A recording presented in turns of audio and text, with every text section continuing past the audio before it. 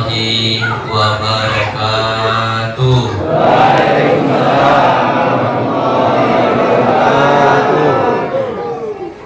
Pergi ke pasar membeli tomat. Jawablah cakep gitu. Pergi ke pasar membeli tomat.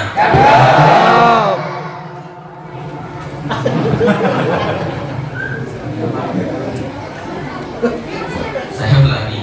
Pergi ke pasar membeli tomat. Tomat dibeli di musim panas. Siapa yang menjawab salam dengan semangat, mudah-mudahan hutangnya lunas.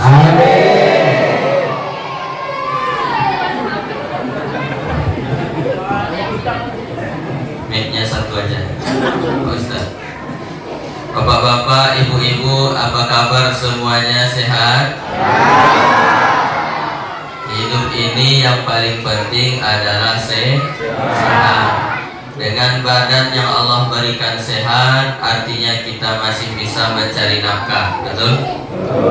Dengan badan yang sehat, artinya kita masih bisa menolong orang lain. Dengan badan yang sehat, artinya kita masih bisa meningkatkan amal soleh. Dengan badan yang sehat, artinya kita bisa hadir bersilaturahim. Yang hadir pada malam hari ini, insya Allah semuanya dalam keadaan sehat walafiat. Amin. Makanya sama-sama kita ucapkan Alhamdulillahi Rabbil Alamin. Arsala rasulahu rahmatan lil alamin. Allahumma sholli wa sallim wa barik ala sayyidina wa maulana Muhammadin wa ala alihi wa sahbihi ajma'in, amma ba'du. Yang sama-sama kita hormati, kita muliakan, kita doakan, semoga Allah berkahi hidupnya dari dunia sampai akhirat. Yang pertama, Ketua Panitia Peringatan Maulid malam hari ini, yaitu Bapak Haji Abdul Ghani.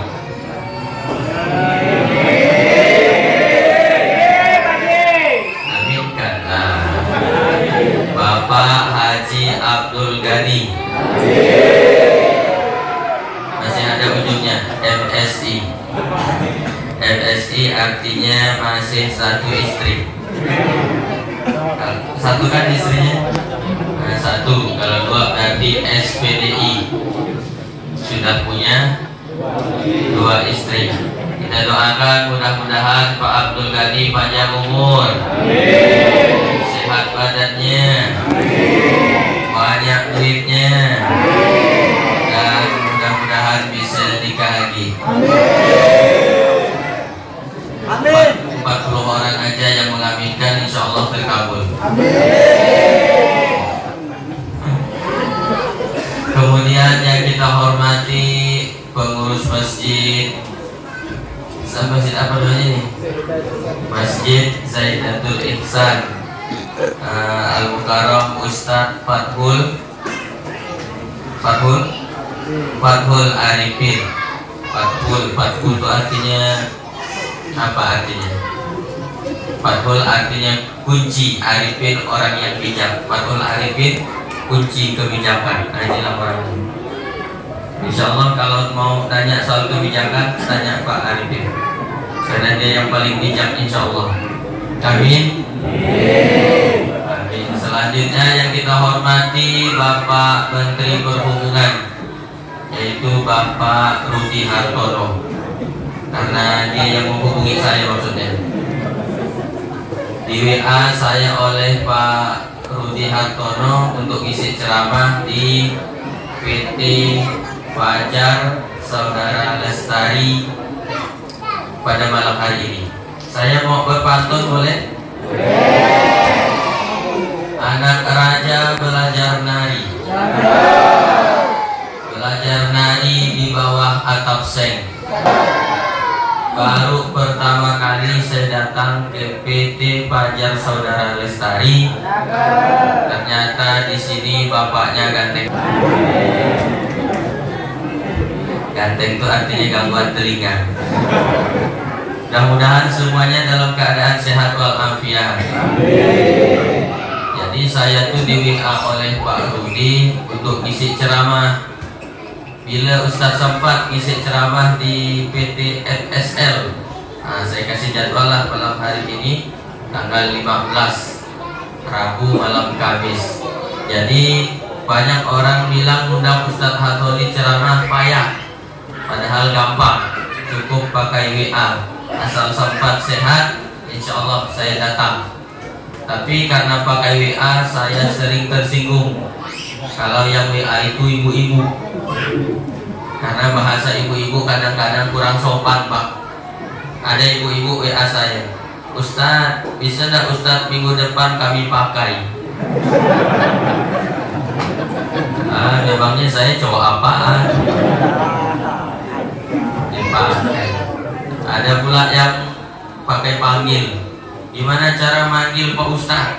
Saya bilang sebut ya 3 kali. Datang tak dijemput, pulang tak diantar.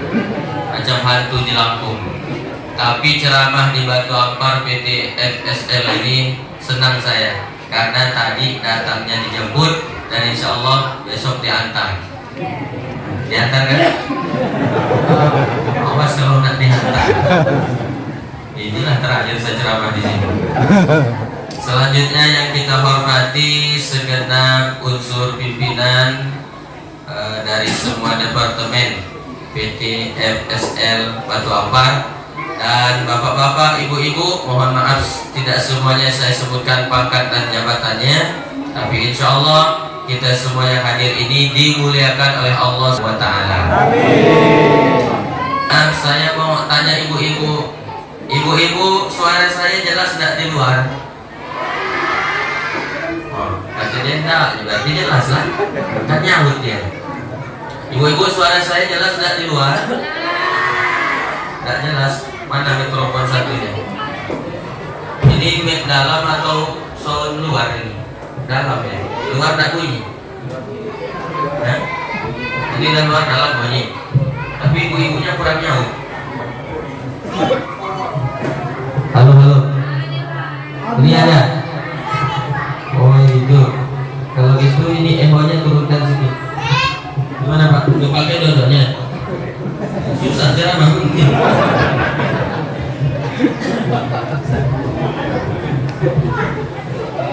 Anak raja pergi walimah, pulangnya langsung menonton. Rasa payah begini ceramah karena harus megang 2 mikrofon. Itulah orang Sambas, orang Melayu itu harus selalu berpantun.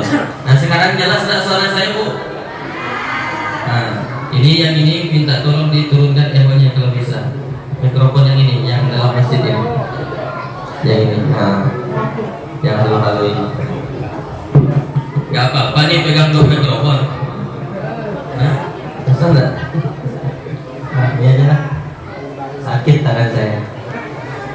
Ibu-ibu, bapak-bapak hadirin yang saya hormati, saya alhamdulillah ini baru pertama kali datang ke sini dan saya senang luar biasa karena bisa bersilaturahim kepada Bapak Ibu.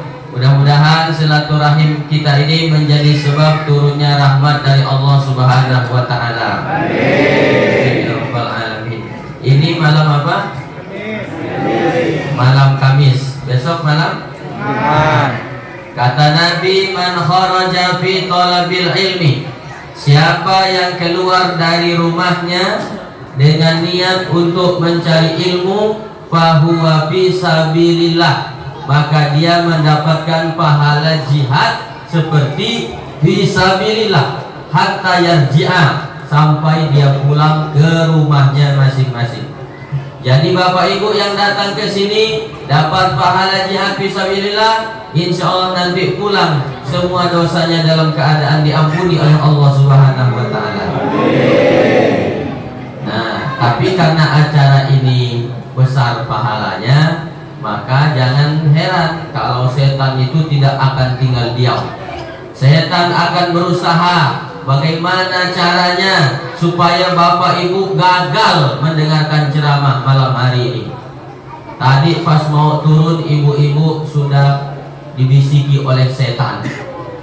Kata setan, jangan kau datang, jangan kau datang, jangan kau datang. Nanti turun hujan, pulangnya nanti kau basah, nanti kau demam. Kau nonton di rumah ada DMD dangdut dadakan. Kau jangan datang, kau jangan datang, kau jangan datang, kau jangan datang. Kata ibu, aku tetap mau datang. Aku penasaran sama Ustadz Hatoli. Aku pernah lihat di Facebook, di YouTube, ini Ustadz ganteng sekali. Aku mau lihat aslinya, apakah sama di Facebook, di YouTube dengan yang asli. Datang ibu malam hari ini melihat asli Ustadz Hatoli. Begitu ibu lihat, ya Allah, memang dah ganteng Pak Ustadz. Perasaan saya ya. Datang bapak ke masjid ini, datang ibu ke masjid ini, dan jangan dikira setan akan berhenti menggoda kita. Kalau udah masuk dalam masjid seperti ini, apakah setan berhenti menggoda kita? Tidak. Setan akan terus berbisik. Apa kata setan? Duduklah, duduklah, tapi jangan kau dengarkan ceramah. Kau main HP ya, kau main HP. Ambil HP-mu, mainkan HP. Ambil HP-mu, mainkan HP. Ambil HP-mu, mainkan HP. Nah, bapak ibu yang mainkan HP selama saya ceramah, berarti bapak ibu digoda setan. Video. Sudah Ustadz bilang, siapa yang main HP selama Ustadz ceramah, berarti dia digoda setan. Masih dia main HP, jadi dia bukan lagi digoda setan, tapi dia sudah jadi setan. Saya paham. Bapak ibu mau merekamnya kan? Nah, untuk supaya bisa ditonton ulang di rumah, silakan boleh direkam, tapi syaratnya tetap harus bisa konsentrasi. Bisa ya? Bisa. Insya Allah. Baik, kita lihat dulu judulnya. Apa judulnya nih? Tabligh Akbar, spesial Maulid Nabi Muhammad Amri, meneladani akhlak Rasulullah untuk kehidupan yang lebih bermakna. Rabu 15 Oktober 2025. Saya bilang, oh itu judulnya ya. Wah, ditaruh pula foto saya paling besar di samping. Kalau minta tolong nanti Bang Rudi, kawan-kawan, selesai acara, baliho ini dikemaskan, disimpan. Soalnya saya khawatir kalau baliho besar macam ini, selesai acara biasanya dipakai orang jemur padi. Di sini kayaknya jemur brondol atau jemur ikan. Ya Allah, ini balihonya ini besar sekali. Dari sekian banyak saya ceramah, rasanya ini yang paling besar. Hampir sebukaan masjid. Berapalah biayanya. Saya pernah diundang orang ceramah tuh pakai SMS Pak. Itu yang paling saya kesal. Pakai SMS yang bayar 350 rupiah. Biaya SMS dibebankan pada penerima. Ketik yes jika setuju. Langsung saya tolak. Panitia tak bermodal. Nah, malam hari ini rasanya besar lah modal panitia. Saya dapat kabar orang-orang di sini, insya Allah orangnya kaya-kaya semua ya. Dari mana Ustaz tahu? Coba lihat balihonya hijau, sajadahnya hijau, kemudian tiang di luar hijau. Berarti yang nyumbang ke acara ini pakai duit warna hijau. Merah lah. Hijau 20.000. 10 koper banyak juga. Ibu bapak yang dirahmati oleh Allah, saya rasa saya tidak perlu memberdiri. Tapi bapak ibu sudah kenal belum sama yang ceramah ini? Ya, ada yang sudah kenal, ada yang belum, tapi banyak yang sudah kenal kali. Mungkin banyak yang sudah kenal karena saya termasuk penceramah yang terkenal. Perasaan saya aja. Bapak ibu, saya alhamdulillah tidak cuma ceramah di Kabupaten Sambas, tidak hanya ceramah di Kalimantan Barat, tidak hanya ceramah di Indonesia, alhamdulillah sudah ceramah sampai ke Sarawak, Kuching, Malaysia. Jadi saya penceramah yang levelnya sudah internasional, tidak level kecamatan. Sombong kita itu. Ibu bapak yang dirahmati oleh Allah, kita Judulnya meneladani akhlak Rasulullah. Coba saya tanya dulu Bapak Ibu, yang bisa jawab, saya kasih hadiah berangkat umroh gratis sampai bandara.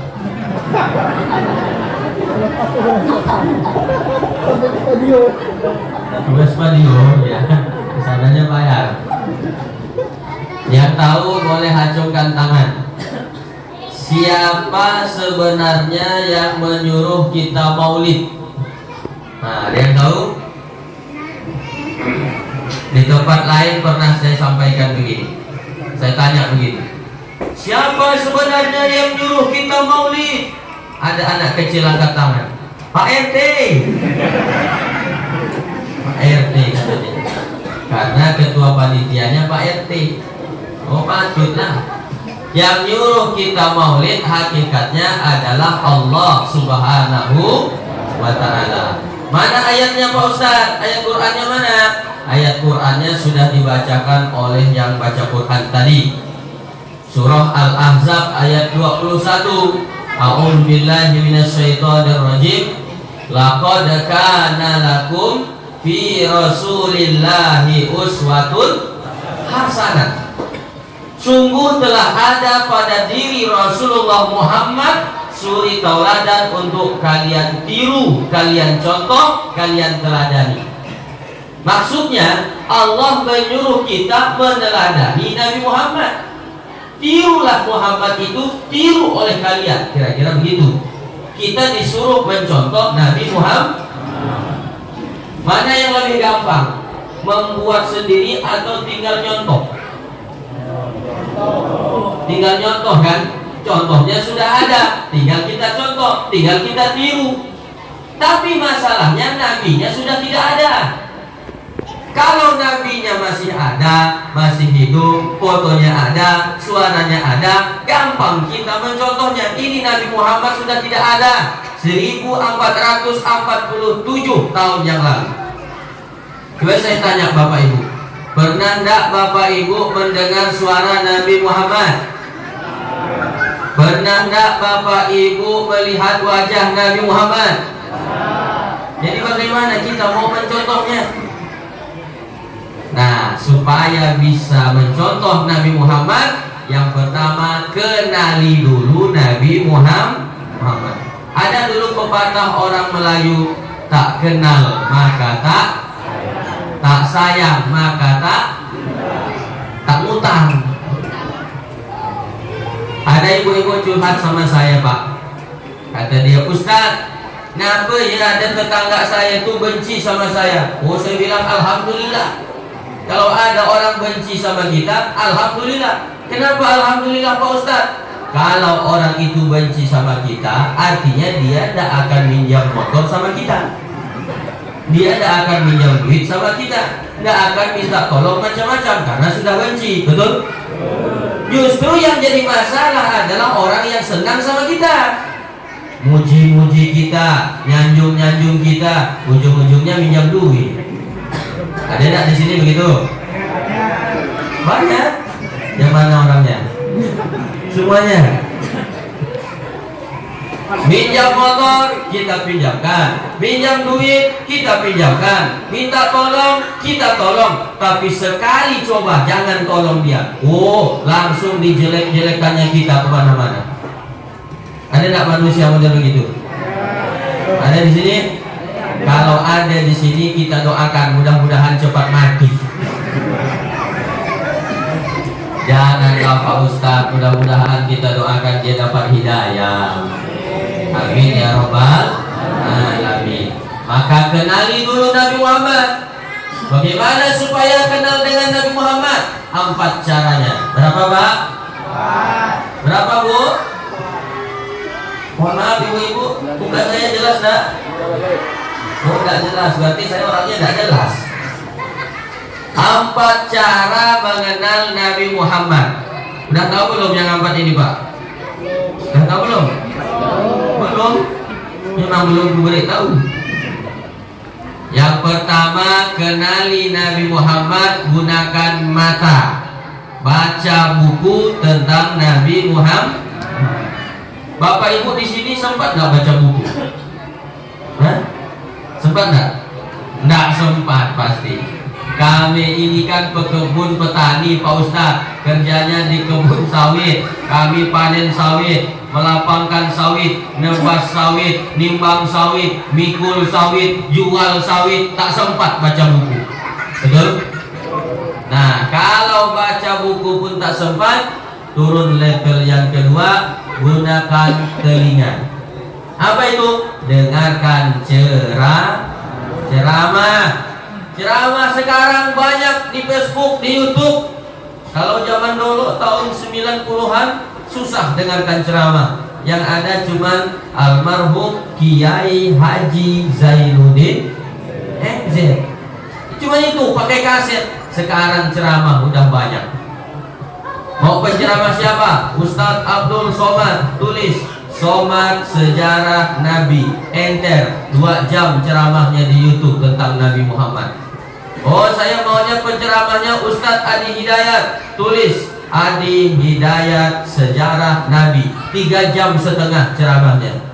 Saya nggak mau lah pakai bahasa Indonesia. Saya maunya ceramahnya yang pakai bahasa Sambas. Oke, tulis Ustadz Hatoli Official. Like, comment, subscribe, and share. Tapi kenapa Ustadz tak pakai bahasa Sambas malam hari ini? Ya sebenarnya saya mau pakai bahasa Sambas. Takutnya ada 1, 2, 3 orang yang tak mengerti. Kalau 1 orang saja ada yang tak mengerti, lalu dia menyesal datang ke sini, pulang dia tahu ini tak datang saya tadi. Pakai bahasa yang tak mengerti. Makanya saya pakai bahasa NKRI, Negara Kesatuan Republik Indonesia. Di sini ada orang Madura? Di sini ada orang Madura? Ada orang Batak? Ada orang Bugis? Ada orang Melayu? Alhamdulillah bersatu semuanya. Inilah persatuan yang diinginkan oleh Allah. Inna khalaqnakum min zakari wa unsa. Sesungguhnya kami, kata Allah, telah menjadikan kalian dari seorang laki-laki dan perempuan. Wa ja'alnakum syu'uban wa qabaila. Dan kami jadikan kalian berbangsa-bangsa, bersuku-suku. Untuk apa? Lita'arafu, supaya kalian saling mengenal. Itu tujuannya. Karena kalau kita tidak saling mengenal, inilah yang menyebabkan kita berpecah belah. Contoh, saya orang Melayu, Sambas, punya kawan orang Sunda, suku Sunda. Nanyalah di rumah saya di Sambas. Kata orang Sunda, punten atukang, di mana rumah Ustadz Hatoli? Dijawab sama orang Sambas, bapak bujur aja. Bujur bahasa Sambas artinya lurus, tapi bujur bahasa Sunda artinya pantat. Bisa berkelahi orang Sunda. Orang tak sopan katanya, masa kita dibilangnya pantat. Contoh lagi, saya punya kawan orang Jawa. Ono wong Jawa siki. Nggih? Ono nggih? Orang Jawa waktu itu ngundang saya ceramah di Kecamatan Subah di Sambas. Dia nyupir, disetirkan sama orang Jawa. Lewatlah perkampungan orang Dayak. Tiba-tiba ada babi lewat. Apa kata orang Jawa? Waduh, babi Melayu. Kata dia babi Melayu. Tersinggung saya kan orang Melayu. Kok kita dibilangnya babi ini? Lama saya mikir, saya tanya kawan saya, kenapa kita dibilangnya babi Melayu? Oh, Pak Ustadz, Melayu itu artinya lari. Oh, babi lari artinya. Iya. Nah, ini kalau kita tak tahu bahasa, bisa berkelahi orang Jawa dengan orang Melayu Sambas. Betul. Orang Batak bisa berkelahi dengan orang Padang gara-gara tak tahu bahasa. Kata orang Batak, biado. Biado artinya apa kabar. Sedangkan biado dalam bahasa Padang, babi ada. Kan jauh itu. Datang orang Batak ke rumah makan Padang, ketemu kawan, biado. Babi tidak ada, kambiang tidak ada. Makanya kita perlu belajar bahasa lita'arafu supaya kita bisa saling mengenal. Inilah gunanya Allah menciptakan kita berbangsa-bangsa, bersuku-suku. Jelas Pak? Alhamdulillah. Alhamdulillah sudah jelas. Demikianlah yang dapat saya sampaikan. Katanya sudah jelas. Apa yang mau kujelaskan? Pak, Bapak, jawablah Pak. Gitu Pak. Bapak, Ibu, Ibu mana suaranya Ibu? Halo Ibu. Wah, kalau halo jawabnya hai. Halo Ibu. Orang kalau diajak ngomong nggak nyaut itu dua kemungkinan. Pertama sakit, kedua banyak utang. Bapak Ibu semuanya sehat? Sehat. Semuanya baik? Baik. Alhamdulillah. Takbir. Allahu Akbar. Masya Allah. Takbir itu untuk musir ngantuk. Kalau nampak kawan kita udah kisah-kisah mereka, dekatkan mulut kita ke telinganya. Allahu Akbar. Allah bangun dia. Ibu bapak yang dirahmati oleh Allah,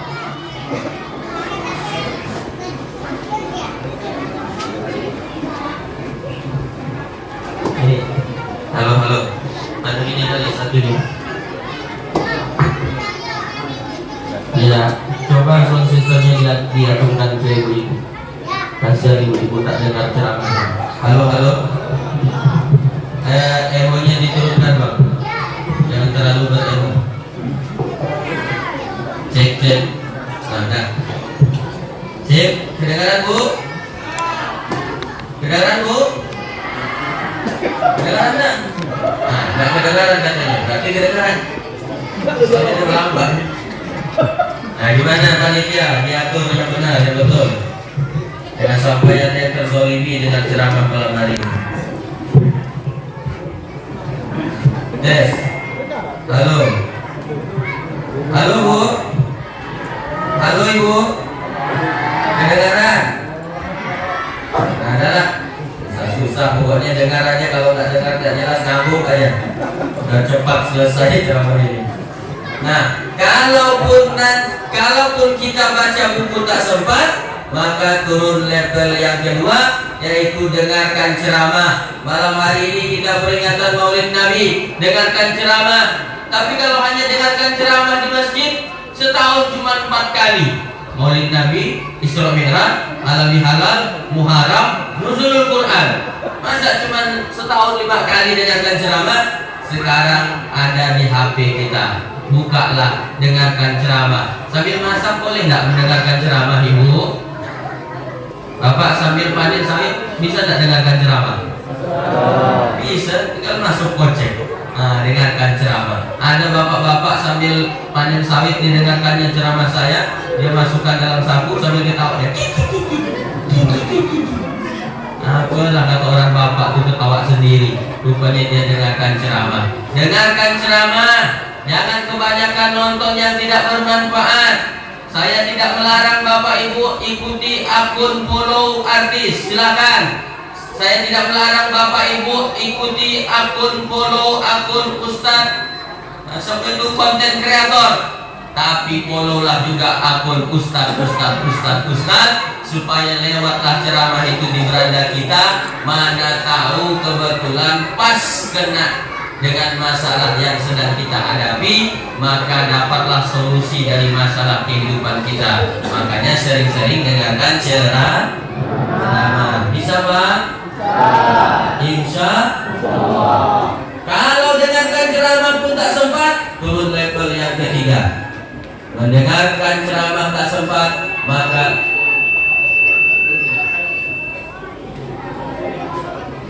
kalau dengarkan ceramah pun tak sempat, maka turun level yang ketiga, yaitu dinilah dibuat tablik apa.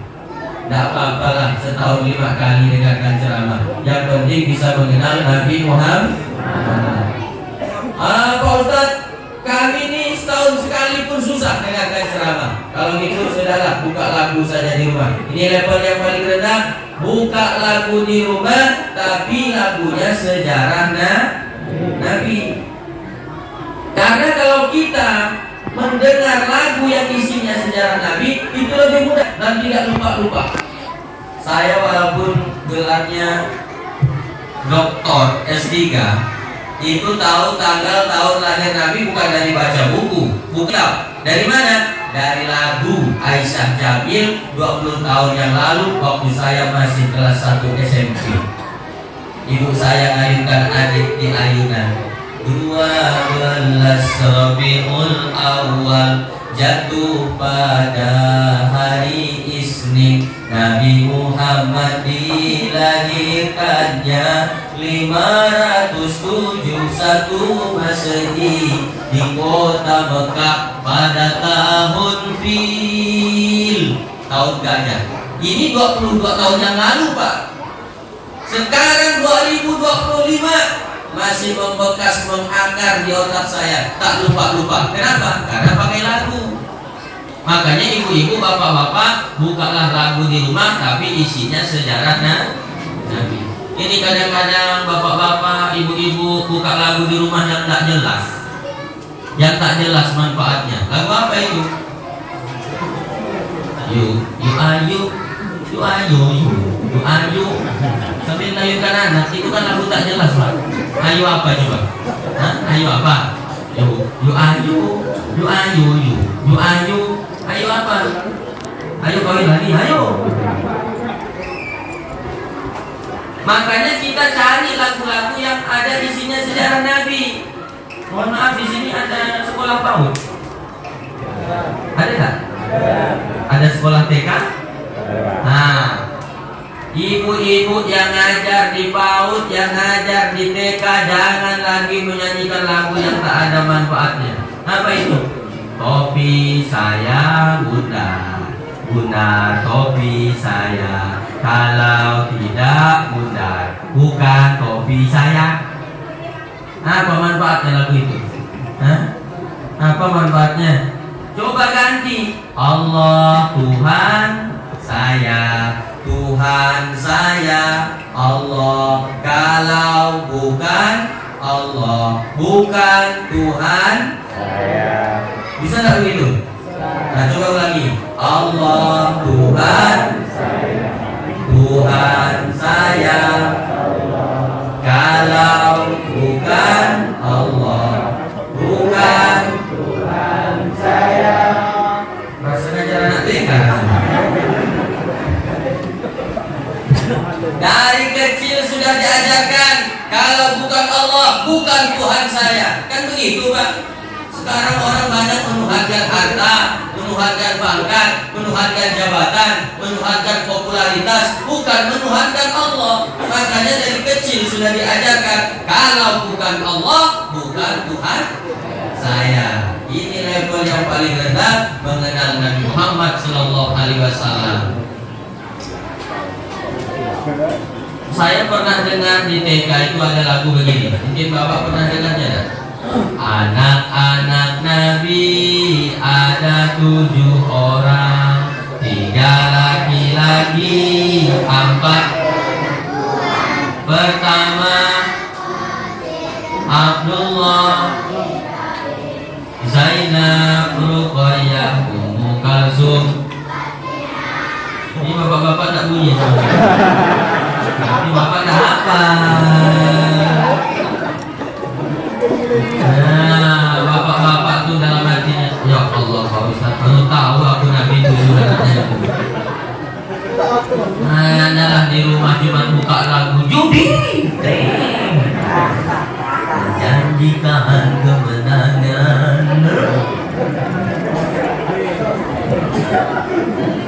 Buka lagu yang ada sejarah Nabi. Yang Ustaz nyanyikan itu kan lagunya udah lama, udah jadul, 20 tahun yang lalu. Oke, ada lagu yang baru sekarang.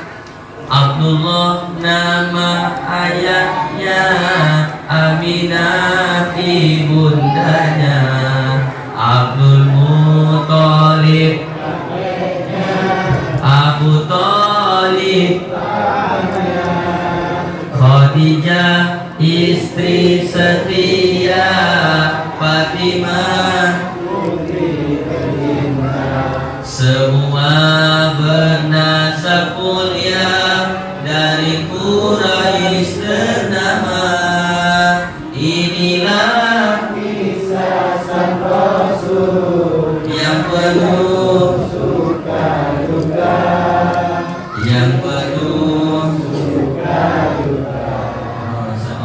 tidak tahu, dia cuma tak tahu, dia tak hafal dari itu. Ibu bapak yang dirahmati oleh Allah, kalau kita sudah kenal dengan Nabi Muhammad, insya Allah makin sayang dengan Nabi Muhammad. Kalau sudah sayang, insya Allah makin cinta dengan Nabi Muhammad. Kalau sudah cinta dengan Nabi Muhammad, barulah kita bisa meneladani akhlak Nabi Muhammad. Memangnya apa untungnya Pak Ustadz kalau meneladani Nabi Muhammad? Nih keuntungannya. Lanjutan ayat yang tadi. Liman kana yarjullaha wal yawmal akhir. Mereka yang meneladani Nabi Muhammad, menjadikan Nabi Muhammad sebagai teladan, di akhirat dia akan bertemu dengan Allah, berjumpa dengan Nabi Muhammad, mendapatkan syafaat Nabi Muhammad, dan masuk surga bersama Nabi Muhammad. Mau atau tidak mau? Mau atau tidak mau?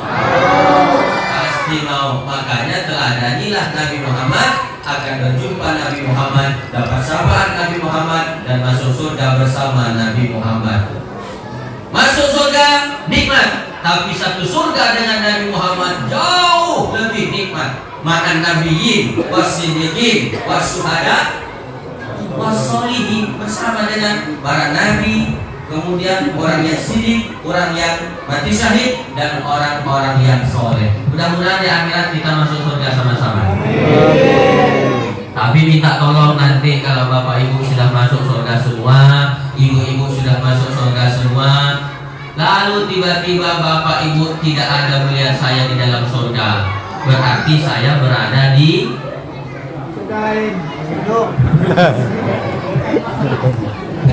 akhirat. Itu tempat cuma ada dua, fariqun fil jannah wa fariqun fis sa'ir, surga dan neraka. Kalau bapak ibu tidak ada melihat saya di dalam surga, berarti saya berada di katakannya saya masuk neraka. Saya berada di ruang VIP. Saya kan ustaz. Minta doanya mudah-mudahan saya masuk surga VIP. Surga apa itu Pak Ustaz? Jannatul Firdaus, surga yang paling tinggi. Itulah surga yang bersama Nabi Muhammad SAW. Tapi Pak Bu, Rasulullah menganjurkan kita berdoa supaya minta surga yang paling tinggi. Jangan minta surga yang paling rendah. Ini ada orang berdoa minta surga yang paling rendah. Ya Allah, masukkanlah kami ke dalam surga. Di emperan itu tak apa-apa. Itu kan namanya minta doanya tanggung masuk surga. Mudah-mudahan di akhirat kita masuk surga Firdaus. Nah, jadikan Nabi Muhammad sebagai teladan kita, maka insya Allah di akhirat mendapatkan syafaat. Mohon maaf, kita sampai jam berapa? Hah? Jam 11. Bapak Ibu jam 11 mau tidak nunggu? Mau nunggu ya? Oke, kalau gitu tunggulah sampai jam 11. Aku balik. Ngantuk saya jam 11. Saya sampaikan 3 saja. Tadi saya mulai jam 8.30, berarti selesai jam 9.30. Mana jamnya di sini? Tutup. Oh, ada. Balik. Yalah, pakai jam saya aja. Nanti tinggal 20 menit. Sekarang udah jam 9:10. 3, insya Allah saya sampaikan 3 saja. Supaya apa? Supaya kehidupan kita lebih bermakna. Yang pertama, Rasulullah itu kalau melakukan sesuatu yang baik selalu mengawalinya dari sebelah kanan. Ini sunnah Nabi Muhammad. Rasulullah makan pakai tangan kanan, salaman tangan, nulis tangan, nerima duit tangan kanan. Terus kiri apa kerjanya?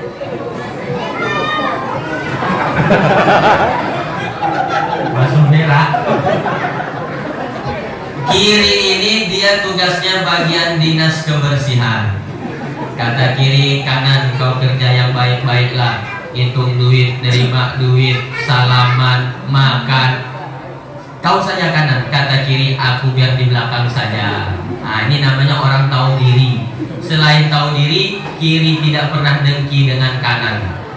Ini prinsip hidup, Pak. Boleh Bapak Ibu pakai prinsip tangan kiri. Kenapa? Tidak dengki melihat orang lain dapat rezeki.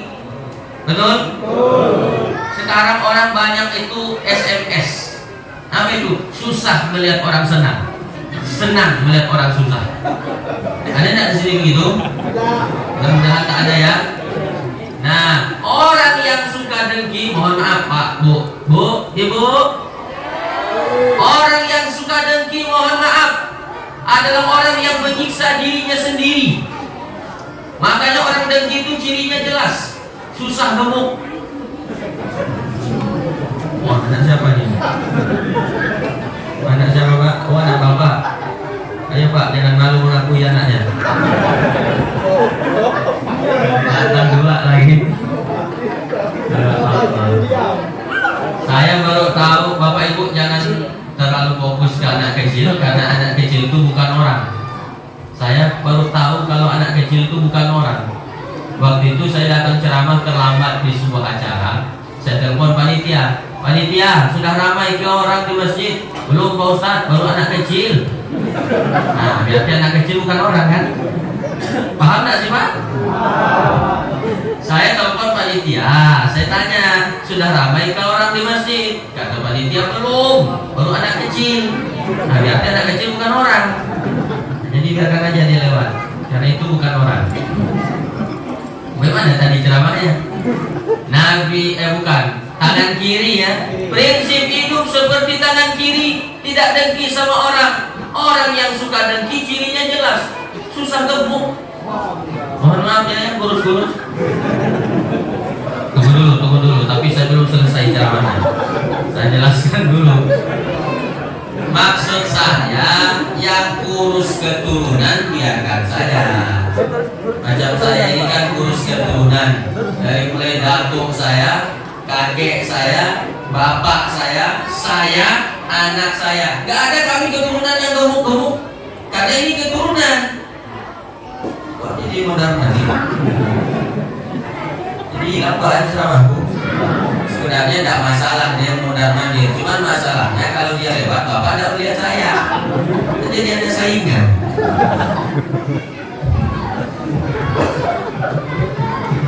Bagaimana tadi ceramahnya? Kan lupa lagi jadi. Kurus ya, kurus keturunan. Kenapa orang pendengki itu susah gemuk? Ya karena habis waktunya, habis hari-harinya hanya digunakan untuk memikirkan keburukan orang lain. Orang sudah tidur dan belum tidur mikirkan orang. Bang, makanlah bang, kata bininya. Tak bisa makan aku deh. Kenapa bang? Itulah kawanku. Kok bisa dibeli mobil helak situ ya katanya. Padahal katanya makan sehari-hari pun susah payah. Orang sudah makan dia belum makan. Orang sudah tidur dia tidak bisa tidur memikirkan orang. Makanya pendengki susah hidupnya mau gemuk. Orang beli motor baru dia yang demam. Orang beli mobil baru dia masuk rumah sakit. Orang pergi haji mati dia. Disiksa oleh perasaannya sendiri. Mudah-mudahan Allah bersihkan hati kita dari sifat dengki. Amin ya robbal alamin. Seperti tangan kiri, kau saja kanan, yang kerja yang baik-baik, kiri di belakang saja aku, kata dia. Dia tak dengki Pak. Tapi kanan hebat. Kanan ini sungguh peduli. Walaupun aku yang cari duit, walaupun aku yang terima duit, nanti aku dapat duit, ku berikan jam tangan, kau yang makainya. Itu Pak. Artinya kalau bapak ibu sudah banyak duit, dapat ada jam tangannya. Bapaknya tak pakai jam di sini. Masya Allah. Berarti dia sudah hafal sama waktu. Tak usah melihat jam. Nah, kanan ini tetap peduli kepada kiri. Kau diam saja, tenang di situ kiri. Biar aku kanan yang cari duit, cari rezeki. Nanti ku berikan kau cincin, ku berikan kau gelang, ku berikan kau jam tangan. Mau nunjukkan cincinnya kan? Pura-pura nanya, gimana kabar? Kita tak jumpa ya, jangan betul ya. Padahal mau menunjukkan cincinnya. Artinya apa? Kalau bapak sudah sukses, kalau ibu bapak sudah banyak rezeki, berbagilah dengan orang lain, yaitu bersedekah. maksudnya. Bapak-bapak, ibu-ibu, mohon maaf, walaupun sedekah itu tidak harus duit. Sedekah itu tidak harus duit. Ini acara besar, ini acara mewah, ini acara panjang prosesnya. Bukan karena satu orang, tapi karena banyak orang yang membantu acara ini. Ada yang menjemput ustaz. Siapa yang jemput ustaz tadi? Di Rasau. Pak Abdul Ghani, ini orangnya. Kumisnya tebal, jenggotnya lebat, mirip dengan Sahroni. Mirip, kumisnya yang mirip, kelakuannya enggak. Masya Allah. Bapak rupanya tahu juga dengan Sahroni. Yang tangan 11 miliar di Singapura. Ya Allah, 11 miliar Pak. Itu kalau diberikan ke es cendol berenang gitu. Masya Allah, dijemput oleh Pak Abdul Ghani tadi di Rasau. Berarti beliau sudah menyumbang tenaga, beliau sudah sedekah tenaga, sudah sedekah waktu. Ini ada kue, coba bayangkan kue, ada buah anggur, ada buah lempeng, malah ada apa Pak? Barnoto kan? Orang Sabas itu punya makanan khas kue, barnoto. Makanya orang takut dengan orang Sabas. Makanannya yang mengerikan. Barmoto, gunung meletus, sarang samud, Pulau Pinang dimakan. Memang Pulau Pinangnya kecil di sini ya. Masya Allah, saya mau makannya tadi cuma udah kedua hadis ceramah saya. Kalau nanti kok akan ke kamar ya. Kalau masih banyak, totalkan tuh besok pulang. Kalau ada alhamdulillah. Kalau tak ada, tolonglah diusahakan. Itu prinsip tangan kanan, berbagi dia dengan tangan kiri. Dan mereka kiri kanan ini selalu kompak. Makanya Imam Al-Ghazali pernah berkata, jadilah kalian seperti dua tangan, jangan jadi seperti dua telinga. Jangan jadi seperti dua telinga, jadilah seperti dua tangan. Ini kata Imam Al-Ghazali. Kenapa jangan jadi seperti dua telinga? Coba Pak lihat telinga kita, walaupun berdekatan, tapi mereka tak pernah berjumpa. Idul Fitri, Idul Adha, ada ketemu ya. Satu ngadap lain, satu ngadap lain. Dan pendengarannya beda-beda. Halo? Hah? Apa? Pendengaran kanan beda ke kiri. Ini telinga kanan sama telinga kiri tidak pernah akur dia, tidak pernah ketemu. Tapi lihat kanan dengan kiri, walaupun berbeda, jauh jaraknya, mereka hampir setiap hari bertemu Pak. Kalau kiri gatal, kanan tidak perlu dijemput, datang digarukan. Betul kan? Kalau kanan yang gatal, kiri tak perlu diundang, datang dia garukan. Kalau kiri kanan dua-duanya gatal, bisa kan karukan? Beda tapi akur, kerjasama, berjalan. Coba kompak kanan sama kiri kalau berjalan. Kalau kanan maju, kiri mundur, betul Pak? Kalau kiri yang maju, kanan yang mundur, kan bagus begitu. Coba kalau kiri kanan dua-duanya tidak ada yang mau kalah, jadi hantu Cina, jadi vampir. Makanya Allah memberikan kita hikmah dari kanan, tangan kanan dan kiri ini supaya kompak, rukun dan bersatu, jangan mau dipecah belah oleh siapapun. Siapa? Siap Bu? Insya Allah. Nabi selalu memulai sesuatu dari kanan. Makan tangan kanan. Kenapa harus makan tangan kanan? Satu, karena kalau makan minum pakai tangan kiri, setan ikut makan. Dan kata Nabi, inna yasrobanna syaitan yasrobu biyusro. Sesungguhnya setan, dia minum berdiri, makan berdiri, dan dia menggunakan tangan kiri. Itulah setan. Makanya kalau bapak ibu melihat kawan minum berdiri pakai tangan kiri, berarti dia. Jadi bagaimana kita harusnya bersikap? Kalau ada kawan kita makan, minum, berdiri, apa yang kita lakukan? Cepat-cepat bacakan ayat kursi. Allahu la ilaha illa huwal hayyul qayyum la ta'khudhuhu sinatun wa la nawm lahu ma fis samawati tiupkan ke dia. Kenapa kau tiup aku? Kau setan, maka dia.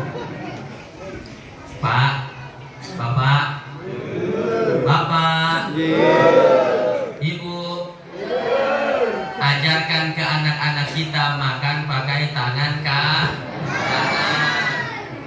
Anak kecil itu kan memang diarahkan oleh setan supaya makan, melatih dirinya pakai kiri, Pak. Makan tangan kiri, minum tangan kiri, nulis tangan kiri. Kalau tidak ditegur, dibiarkan oleh orang tuanya, sampai dia besar dia akan nulis pakai tangan kiri. Kenapa nulis pakai tangan kiri? Kata orang itu kidal, Pak Ustaz. Apa kidal? Kiri dari lahir. Oh, kiri dari lahir kau sebut kidal. Ya, berarti kanan dari lahir kadal. Ada aja orang. Latih pakai tangan kanan. Kalau melihat anak makan pakai tangan kiri, nah, mana tangan kanannya? Kanannya mana, nak? Kanan, kanan. Masih tangan kiri kanan, nak. Mana tangan kanan? Masih tangan kiri kanan, mana, nak? Makan masih tangan kanan. Marah. Nah, ini dilatih supaya apa? Supaya kita meneladani Nabi Muhammad. Sedangkan untuk hal-hal yang tidak baik, Nabi mendahulukan tangan kiri. Nabi melangkahkan kaki masuk ke dalam WC. Kaki apa dulu? Kiri. Dan baca doa. Apa nak doa masuk WC? Allahumma laka sumtu. Itu doa buka puasa. Allahumma barik lana. Salah lagi.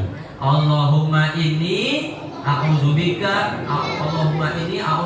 minal khubusi wal khaba'is. Langkahkan kaki kiri, maka selama di dalam WC itu Allah catat sebagai ibadah. Kenapa? Karena mencontoh Nabi Muhammad dan membaca doa. Biar 1 jam kau di dalam WC, Allah catat sebagai ibadah. Maka tak usah heran kalau ada kawan kita lama dalam WC. Lama kali kau dalam WC. Aku ibadah kepada Allah. Gitu jawabannya. Jangan bilang tapi perut aku, nah, bilang aku ibadah kepada Allah. Kemudian Nabi setelah BAB menggunakan tangan kiri. Nah, ada satu lagi nih Pak. Tangan biasanya kita nih ada kuku panjang. Mohon maaf yang kukunya panjang. Kata Nabi, orang yang memelihara kuku panjang itu dia menyiapkan satu tempat duduk untuk setan. Berarti 5 kuku panjang, 5 kursi setan dia siapkan. Makanya setan itu kukunya panjang atau pendek? Panjang. Sudah bolong, suster ngesot, babi ngepet, gundurwo. Panjang atau pendek kukunya? Panjang. Nah, berarti itu dia ada hubungan keluarga sama suster ngesot. Panjang kukunya. Dan makanya jangan heran, orang-orang yang kukunya panjang biasanya sering digoda setan. Makanya sunahnya, ini sunah dalam rangka mengikuti Nabi Muhammad supaya hidup kita lebih bermakna, lebih tenang, lebih bersih, lebih adem, lebih kompak dan bersatu karena meneladani Nabi Muhammad.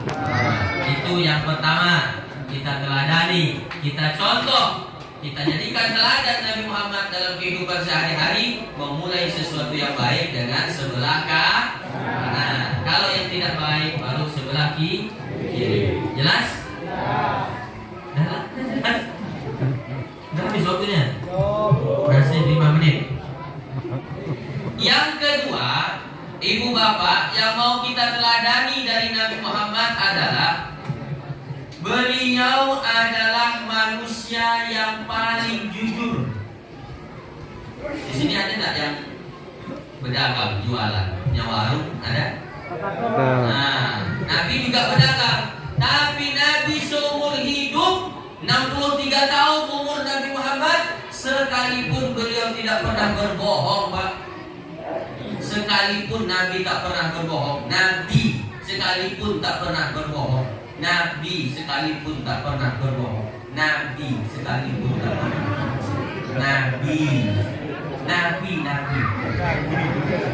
Nabi tak pernah berbohong. Bapak pernah tak berbohong? Pernah atau sering? Siapa yang Bapak bohongi?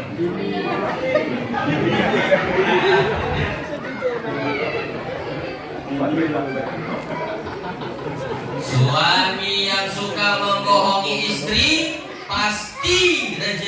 tidak akan barokah. Kadang-kadang Pak, jangan pura-pura tuli. Istri diambil menyebut nama Allah, dihalalkan berhubungan menyebut nama Allah, dibolehkan kau memberinya nafkah menyebut nama Allah. Tiba-tiba kau hianati, kau bohongi, Allah marah. Pantas berpuluh tahun kau berumah tangga, rezekimu tersumbat, terhalang, mampet, kapat, lakat. Proses apa suku belakang? Makanya jangan suka membohongi istri. Ibu-ibu, ibu, mau ndak punya suami yang jujur? Mau katanya Pak ya. Mau ndak ibu kalau malam ini suaminya ingin mengatakan keinginan yang sejujurnya? Dasar perempuan tak jelas. Tadi mau punya suami jujur. Sekali saya tanya, mau nggak ikut suami yang mengatakan keinginannya sejujurnya? Nggak mau.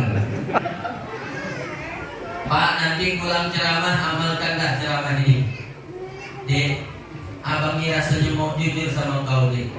Sudah lama terpendam dalam hati. Tak enak kalau tak kuungkapkan. Wah bagus lah bang. Setelah dengar ceramah Ustadz Hattori, rasanya serba salah aku ini. Ingin meladani Nabi Muhammad. Oh silakan bang, adik senang kalau punya suami yang jujur. Tapi janji ya dek, kau jangan marah. Aku nggak marah. Adik ini sudah ikut pengajian baca Quran 20 tahun, insya Allah dan menjadi istri yang sabar tingkat dewa. Oh gitu ya. Ini dek, di PT FSL ini kan ada janda dek. Boleh tak abang selamatkan? Apa?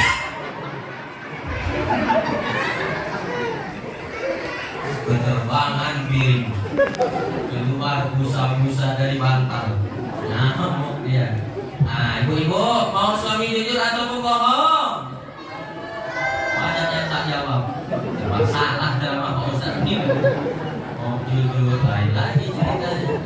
Nah pokoknya bapak kalau mau menikah lagi, tidak usah ngomong sama istri, diam-diam aja, tak usah nikah lagi. Maksud saya gaji bapak berapa? Kasih tahu istri. Nyimpan duit di mana? Kasih tahu istri. Kenapa harus dikasih tahu Pak Ustaz? Karena kalau tidak bapak kasih tahu, dia tetap tahu. Karena mereka kan istri yang pandai nyari duit. Dimanapun bapak nyimpan duit, tahu dia nyarinya. Makanya carilah istri yang pandai cari duit. Sedang nyuci motor kita kedengaran dia ngomong, bang, duit apa nih bang? Kita bilang duit sial. Apa duit sial bang? Udah susah payah disimpan masih dapat sama kau. Itu namanya duit sial. Nah Nabi itu jujur sekalipun tak pernah berbohong. Kalau dia dagang baik barangnya dikatakan baik oleh Nabi. Kalau jelek barangnya dikatakan jelek, buruk barangnya dikatakan buruk, kawi barangnya dikatakan kawi, ori barangnya dikatakan original. Tak pernah Nabi berbohong.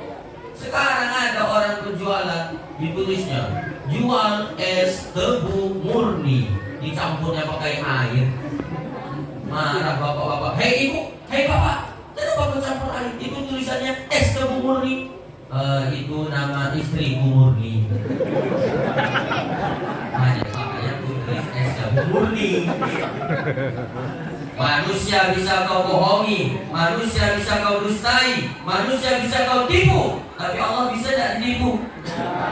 La ta'khuluhu sinatu wala.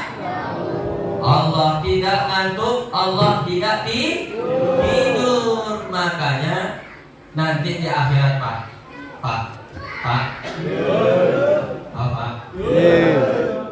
Nanti di akhirat. Mohon maaf, ada yang udah pernah di akhirat belum? Belum ya? Saya membaca hadis ini sampai menggeletar tangan saya, Pak. Apa hadisnya Pak Ustaz? Nanti di akhirat, kata Nabi, ada satu siksaan yang paling pedih, satu siksaan yang paling pedih, dan itu hanya ditimpakan kepada lidah, tidak ditimpakan kepada tangan, ditimpakan kepada mata, hidung, kaki, perut. Siksaan ini hanya khusus ditimpakan kepada lidah. Kenapa? Lidah paling banyak membuat dosa, Pak. gara-gara lidah orang berkelahi, gara-gara lidah orang saling bunuh, gara-gara lidah orang demo, gara-gara lidah suami istri bercerai, gara-gara lidah anak sama ibu bertengkar, tidak teguran, gara-gara lidah dengan tetangga bermusuhan, maka lidah ini paling besar tanggung jawabnya nanti di akhirat, dan dia paling berat siksaannya. Makanya orang kalau banyak ngomong itu berbahaya sebenarnya, Pak. Ini dari sekian ramai yang hadir ini siapa yang paling banyak ngomong? Makanya jadi ustadz tuh tak gampang, Pak. Bu, Pak. Jadi ustadz tuh tak gampang. Boleh jadi di akhirat ustadz bisa lebih dulu masuk neraka. Betul? Betul pula. Lihatlah jamaah, ya Allah. Tak tahu dia menyenangkan hati orang. Apa sih Pak susahnya jawab salah? Itu mah. Ini malah betul. Sakit hati saya. Kalau ini tak datang saya. Lidah. Inilah makanya dijaga baik-baik lidah kita. Nabi Ibrahim, mohon maaf saya mau cerita Nabi Ibrahim, habis waktu ini. Sudah habis waktunya, sudah setengah 10. Jam 9:33. Udah 1 jam lebih saya ngomong, udah? Belum? Asal Bapak Ibu tahu, banyak penceramah mati gara-gara kecapean ceramah. Serius aku ini. Almarhum Kiai Haji Zainuddin MZ, masih ingat? 2011 meninggal beliau. Apa sebabnya? Pulang ceramah jam 2 malam dari Pangkal Pinang, Provinsi Bangka Belitung. Setelah sholat subuh pingsan beliau dan langsung meninggal sampai hari ini. Kecapean ceramah. Uji Ustadz Jepri Al-Mukhari, kenal? Penyanyi lagu Bidadari Surgaku ini. Setiap manusia punya rasa cinta yang mesti dijaga kemuliaannya. Namun ada kala insan tak percaya saat dusta mampir bertata. Kira-kira begitulah pokoknya. Apa ceritanya? Beliau meninggal umur 40 tahun 3 hari.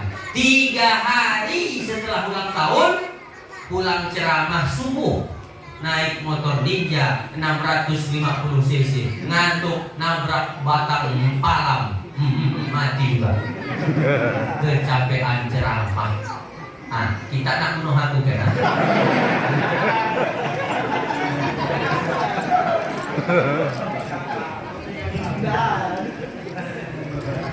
Ya Allah, Ustaz kalau besok mati bagaimana? Alhamdulillah kalau besok saya mati. Kenapa? Tak lagi saya berbuat dosa.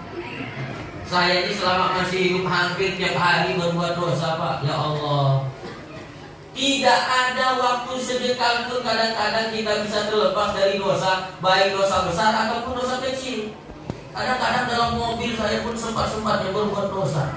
Saya sedang murojaah, baca Quran, bersolawat, nyetir, tiba-tiba disalib sama Amoy. Tahu Amoy kan? Amoy celana pendek. Astagfirullahaladzim. Saya mau lihat takut dosa, mau nunduk takut nabrak orang. Jadi gimana? Akhirnya kuliah ciki-ciki. Sedang nyupir kita. Makanya banyak-banyak istighfar. Kita ini banyak bosan semuanya, Pak. Apalagi ustaz. Makanya kalau melihat ustaz itu bapak jangan, oh ustaz ini masuk surga. Belum tentu. Yang paling baik kalau bapak ibu melihat ustaz, doakan supaya selamat lidahnya dari berkata yang tidak benar, supaya selamat ustaz itu dari berbuat dosa, supaya selamat ustaz itu dari hal-hal yang tidak diinginkan. Karena ustaz kalau berbuat dosa lain dengan bapak-bapak. Pak, Bu,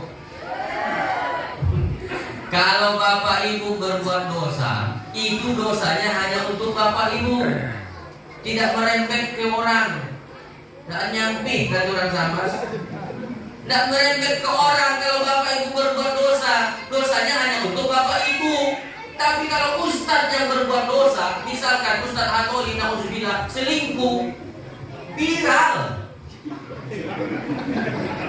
1 bulan belum berhenti ibu gosip. Katanya Ustadz tadi selingkuh. Apalagi kita ya, iya.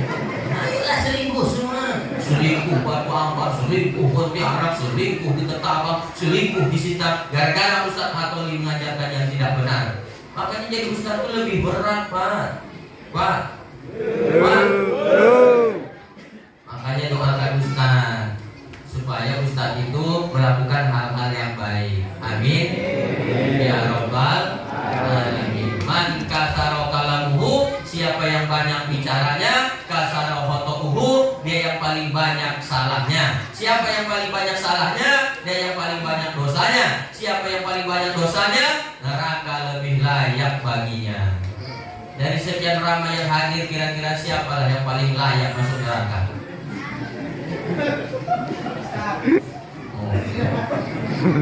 Apa? Dikatakannya saya masuk neraka pula. Ya Allah, mudah-mudahan di akhirat semua kita masuk surga. Amin. Amin ya Rabbal Alamin. Nah, Nabi Ibrahim, lanjut cerita Nabi Ibrahim. Nabi Ibrahim itu seumur hidup pernah berbohong 3 kali, Pak. Tapi bohongnya pun bohong untuk kebenaran, bukan sengaja berbohong, enggak. Gini ceritanya. Mau dengar ceritanya? Ibu-ibu yang di belakang mau? Kalau enggak mau, tidak apa-apa, tidur aja boleh. Saya termasuk penceramah yang bebas. Yang lapar boleh sambil makan, yang haus boleh sambil minum, yang mengantuk boleh sambil tidur. Tidurlah, tidur semua. Tak apa-apa, tidurlah semua. Pelan-pelan aku balik. Pertama, kebohongan Nabi Ibrahim waktu dia berhadapan dengan Raja Namrus. Raja Namrus itu kan nyembah patung berhala. Di kamar beliau tuh berhala, dari yang kecil sampai yang besar. Ketika Raja Namrus keluar rumah, Nabi Ibrahim masuk ke kamar Raja Namrus. Dia bawa kapak, tahu kapak kan? Dia masuk ke kamar Raja Namrus, dia hancurkan berhala-berhala patung yang disembah oleh Raja Namrus. Dia tinggalkan 1 patung yang paling besar, dia sisakan 1, ditaruhlah kapak digantung di tangan patung itu, Pak. Raja Namrus pun datang, dilihatnya Tuhannya hancur semua. Siapa yang menghancurkan Tuhan kita ini? Kami lihat tadi Ibrahim masuk. Tangkap Ibrahim. Disidang Nabi Ibrahim. Ibrahim? Iya. Kau ke yang menghancurkan Tuhan kami ini? Kata siapa bilang? Ada yang bilang? Itu kan ada 1 patung yang paling besar. Di tangannya ada kapak. Yang paling besar kali itu sosok. Nakal, iseng. Yang kecil-kecil dikapakin sama dia. Gila kau Ibrahim. Kenapa bilang saya gila? Masa kami disuruh nanya patung? Nggak bisa jawab. Nggak bisa jawab. Lah kenapa kalian sembah?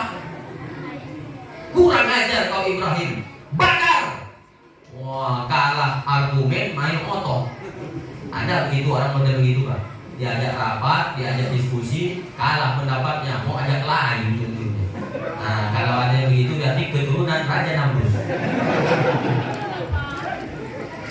Ada nggak di sini begitu? Hah? Oh Allah, nanti keturunan Raja Namrus lah itu. Mudah-mudahan bertobat ya sebelum mati. Raja Namrus diadu argumen dengan Nabi Ibrahim, kalah dia. Kalau memang kata Nabi Ibrahim itu dia bisa menolong kalian, coba tanya, masa kami disuruh nanya patung? Gila kok Ibrahim. Ya kenapa kalian sembah kalau nggak bisa jawab? Kurang ajar. Akhirnya main otot, ditangkap Ibrahim, mau dibakar, Pak. Disiapkan dulu kayu karet, kayu api 1 kecamatan, dikumpulkan. Setelah menyala apinya terang, bergejolak, dilemparkan Nabi Ibrahim ke dalam kobaran api. Lalu Allah berfirman, Ya naru kuni bardan wa salaman ala Ibrahim. Wahai api, sejuklah engkau dan selamatkan Ibrahim. Api yang tadinya panas bergejolak tiba-tiba langsung jadi dingin, Pak. Api api jadi dingin. Api dingin. Api dingin. Api. Jawablah. Api jadi dingin. Masuk Nabi Ibrahim dalam kobaran api sampai padam apinya, sehelai rambut pun tidak terbakar. Kalau Bapak Ibu tidak percaya, pulang ke rumah, coba. Pak Abdul Ghani boleh nanti dicoba ya. Bacakan, hidupkan dulu kompornya sampai full. Baca ayat tadi. Ya naru kuni bardan wasalaman ala Abdul Ghani. Naiklah ke atas api, insya Allah angus. Dan menurut ulama tafsir, Pak Bu, dan menurut ulama tafsir, ketika Allah berkata, wahai api, sejuklah engkau dan selamatkan Ibrahim. Ketika itu kata ulama, seluruh api yang ada di dunia sejuk semuanya. Semuanya, seluruh api yang ada di dunia waktu itu sejuk semuanya. Makanya waktu itu ada ibu-ibu masak nasi tak masak-masak, karena apinya sejuk. Gara-gara Allah suruh sejuk api. Itu kebohongan pertama Nabi Ibrahim, yaitu dia tidak ngaku ketika ditanya, kaukah yang menghancurkan berhala ini? Padahal bohongnya itu untuk dakwah, untuk kebenaran, beradu argumen dengan Raja Namrus. Yang kedua, kebohongan Nabi Ibrahim, yaitu ketika dia diajak oleh kawannya untuk ikut upacara menyembah berhala di kuil. Kata Nabi Ibrahim, aku sakit. Ayolah ikut, tidak bisa, aku sakit. Dia bilang dia sakit, padahal maksudnya pikiranku ini sakit, pikirkan kalian menyembah berhala setiap hari. Nah, kebohongan yang ketiga Nabi Ibrahim, ketika dia pindah hijrah dari Palestina ke Mesir. Ada yang tidak pernah ke Mesir di sini? Belum? Mudah-mudahan tahun ini Bapak Ibu bisa berangkat ke Mesir.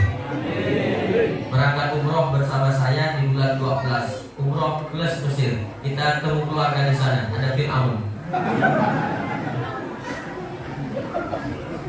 Saya tanggal 28 Agustus yang lalu pulang dari Mesir melihat patung Fir'aun.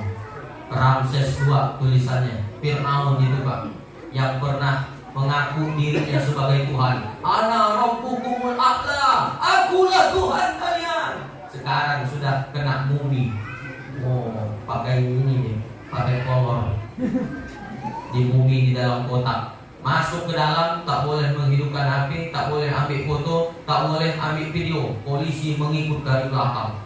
Kita nyala HP, langsung ditegur sama polisi. Tak boleh divideokan. Dan dibuat di dalam ruangan itu gelap Pak. Hanya ada lampu-lampu kecil dari bawah. Pokoknya seram lah. Lebih seram lagi dari di Roro Kidul.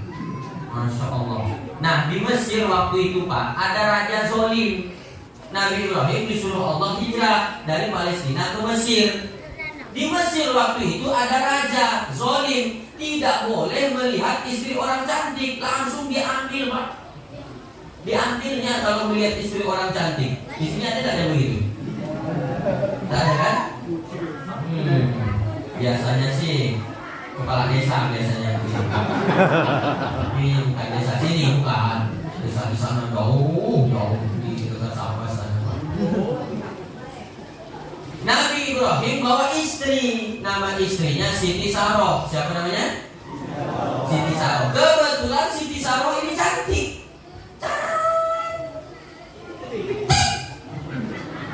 Putih, asli putih pipinya. Asli putih, tak pakai skincare, tak pakai bedak, asli putih. Tak macam ibu-ibu zaman sekarang. Ibu-ibu zaman sekarang putih, rupanya bedak 3 inci. Begitu gerimis langsung ketakutan. Takut meleleh jadi macan tutul. Saya pernah melihat ibu-ibu pakai skincare, putih wajahnya, tapi lehernya hitam. Tak merata. Memang ibu jangan tersinggung ya. Kalau ibu berhias, ibu berdandan, diniatkan untuk menyenangkan hati suami, itulah yang akan memperoleh pahala. Ini Sekarang ibu-ibu berhias, berdandan cuma untuk menyenangkan suami orang. Udah mau pergi undangan baru, dibuatlah alisnya melengkung macam tikungan mempawang. Dibuatlah alis bulu matanya lentik macam semut berbaris. Dimerah-merahkan pipinya macam terantuk yang listrik. Tapi untuk menyenangkan suami orang, giliran di rumah tak berhias sama sekali. Rambut pun tak disisiri, tak gosok gigi, pakai daster koyak gedeknya. Kita tanya dia kenapa pakai daster koyak, selesai lega katanya, anginnya semeriwing. La ilaha illallah. Kita rasanya mau muntah lihat.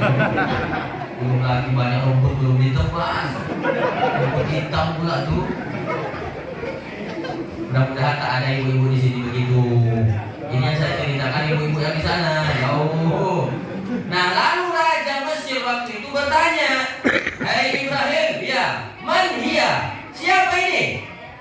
Kata Ibrahim, "Hadihi ukhti, ini saudariku, ini kakakku." Kakakku ini. Loh, kata istrinya, "Bang, aku kan binimu. Kenapa kau bilang kakakmu? Kalau aku bilang kau istriku, kau diambil sama raja. Jadi aku bilang kau kakakmu. Ya tapi kan kau nabi, masa nabi berdusta? Maksudku kau saudaraku seiman, seagama Islam." Oh begitu, iya. Bayangkan Pak, Nabi Ibrahim 3 kali pernah berbohong dalam hidupnya, tapi beliau nangis senangis-nangisnya, tobat setobat-tobatnya di hadapan Allah. Bagaimana saya mempertanggungjawabkan kebohongan saya ini ya Allah? 3 kali pernah berbohong seumur hidup, walaupun berbohongnya untuk kebenaran. Lalu bagaimana dengan orang? Bagaimana dengan pejabat yang tiap hari membohongi rakyat? Pak, Bapak pernah tak dibohongi rakyat? Bapak pernah tak dibohongi pejabat? Dulu saya pernah di kampung ada orang kampanye. Apa kata dia? "Nanti kalau saya terpilih, jalanan kita rata semua." Memang rata Pak, rata sama air. Kalau hujan turun, rata semua sama air. Nah, karena itu bapak-bapak jagalah lidah kita, jangan sampai kita berdusta. Ustaz, saya ini hampir tiap hari berdosa. Oke, kurang-kurangilah seminggu sekali. Seminggu sekali pun masih sering Pak Ustaz. Kurangi sebulan sekali. Sebulan sekali pun masih sering. Oke, setahun sekali. Setahun sekali pun masih sering itu Pak Ustaz. Oke, taubatan nasuha. Janji kepada Allah tidak akan mengulangi lagi perbuatan dusta. Siap Bapak Ibu? Ya. Insya Allah. Yang terakhir, yang ketiga. Udah hampir 1,5 jam saya ngomong ini. Harus pula. Boleh saya minum dulu?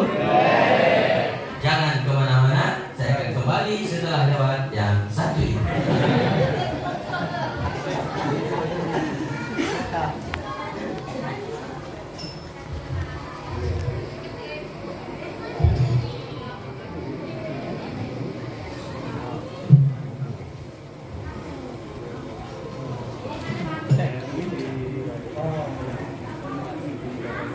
Saya kasih pantun lagi boleh? Pagi hari pergi memanjat. Pergi memanjat memakai topi. Dari tadi saya terlihat-lihat. Kok tidak nampak air kopi? Air putih semua. Kopi ada ke bangunnya. Kopi. Mohon maaf kalau saya itu tidak mau minta macam-macam. Saya penceramah yang tak mau minta macam-macam. Kenapa? Takut honor saya dipotong. Jadi biarlah air putih aja murah meriah. Air putih bagus, ini air putih bagus, cocok untuk melihara ikan cupang. Kencingnya pun tak berwarna. Ada air putih. Nampaknya efisiensi negara di sini. Negara banyak yang dipangkas sekarang. Alumlah MBG kan makan gratis. Oke gas. Ibu bapak yang dirahmati oleh Allah, sekarang yang terakhir. Yang terakhir kan? Kan tadi jadinya 3 Pak. Yang ketiga, yang pertama dulu yang kita teladani dari Nabi Muhammad apa? Makan sebelah kanan. Mendahulukan yang kanan, menulis, makan, salaman, terima duit, dan seterusnya. Kemudian yang kedua, berusaha menjadi orang yang jujur. Siapa? Insya Allah ya. Insya Allah. Tapi insya Allah Indonesia ini agak lain. Kalau di Arab dengan Indonesia insya Allah itu beda Pak. Kalau di Arab insya Allah 99,99% iya akan melaksanakan. Tapi kalau di Indonesia insya Allah itu untuk mengelabui. Diundang acara kawinan. Datang ya nanti pas kawinan anak saya. Iya insya Allah.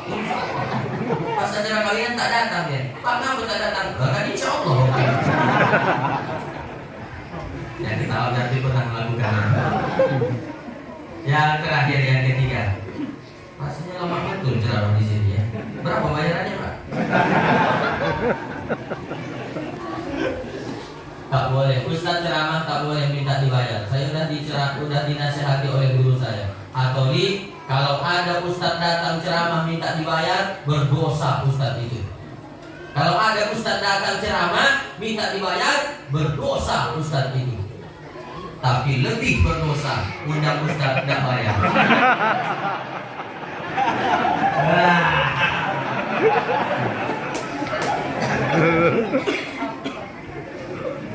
Iyalah, saya kan datang ke sini tuh jauh dari Sambas, 6 jam dari Sambas ke Pontianak, Pontianak ke sini, Pontianak ke Rasau hampir 1 jam, setengah jam lebih lah. Terus ke sini lagi sejam setengah. Jadi berapa jam itu?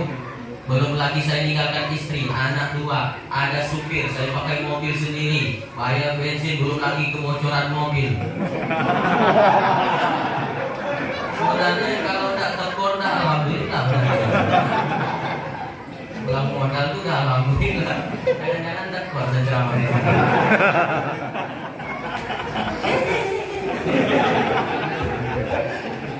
Bergurau Pak, bergurau. Ini kan soalnya udah malam. Makanya Bapak Ibu kalau nyari penceramah itu carilah penceramah yang serius. Saya kan penceramah yang suka membuat gurau. Bapak Ibu pilih mana, yang suka gurau atau yang serius? Nah, yang benar. Ustaz Samsun diundang. Samsun kan? Kalaulah yang diundang di Ustaz Samsun berarti yang mendengar lebih Samsun. Soalnya ini ketawa. Yang terakhir, yang ketiga. Yang mau kita teladani dari Nabi Muhammad Sallallahu Alaihi Wasallam, beliau itu ibadahnya luar biasa Pak. Ibadah Nabi Muhammad. Coba jawab. Nabi Muhammad sudah dijamin masuk surga, percaya atau tidak? Percaya. Nabi Muhammad sudah dijamin dosanya diampuni kalau ada, percaya atau tidak? Percaya. Tapi Nabi Pak kalau sholat tahajud itu bengkak kakinya Pak. Nabi sholat sampai bengkak kakinya Pak. Nabi sholat bengkak kakinya Pak. Nabi sholat bengkak kakinya. Nabi sholat. Saya dapat kabar bapak-bapak di sini, ibu-ibu juga banyak yang bengkak kakinya kan? Hah? Asam urat? Ya masing-masing lah. Tapi Nabi Muhammad bukan karena asam urat. Beliau sholat yang sangat lama. Berapa lama? Kata sahabat yang mengikuti Nabi sholat di belakang, Nabi sholat 1 rakaat, ayatnya bisa sampai 3 juz Al-Quran. Bapak Ibu pernah enggak sholat 1 rakaat 3 juz? Pernah enggak? Jangankan 1 rakaat 3 juz, sholat tarawih aja pilih-pilih imam. Iya kan? Masuk masjid langsung pertama dilihat siapa imam malam hari ini. Dah dia lama dia. Lama. Udah tua masih mau imam. Gigi tinggal 1. Udah 1 goyang. Bacaannya macam bunyi kumbang nampung.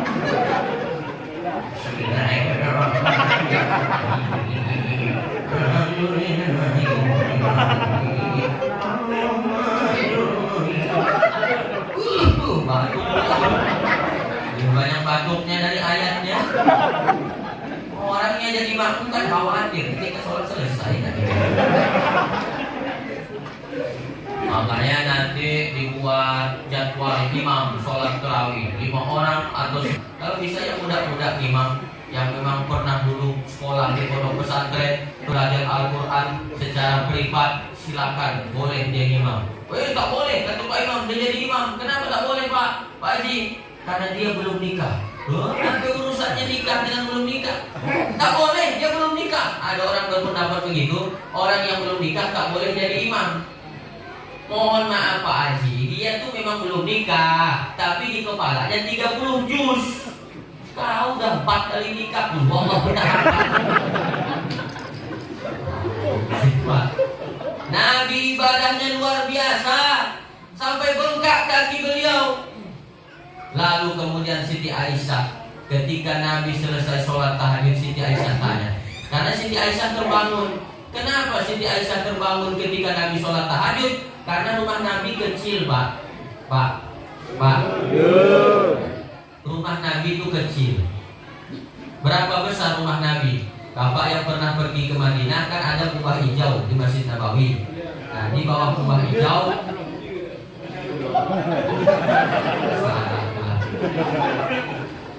kan ada kubah hijau di Masjid Nabawi. Nah, di bawah kubah hijau itu ada rumah Nabi. Di situ itu makam Nabi di bawah. Disitulah dulu rumah Nabi. Rumah Nabi, makam Nabi disitulah rumahnya dulu.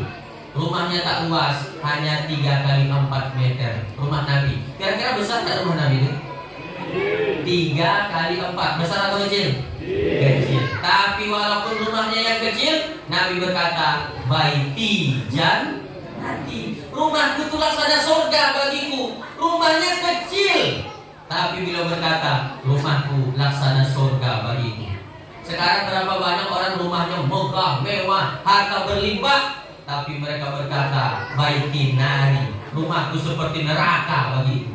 Tiap hari bertengkar, tak akur suami istri, apalagi suami makin kaya makin gampang selingkuh.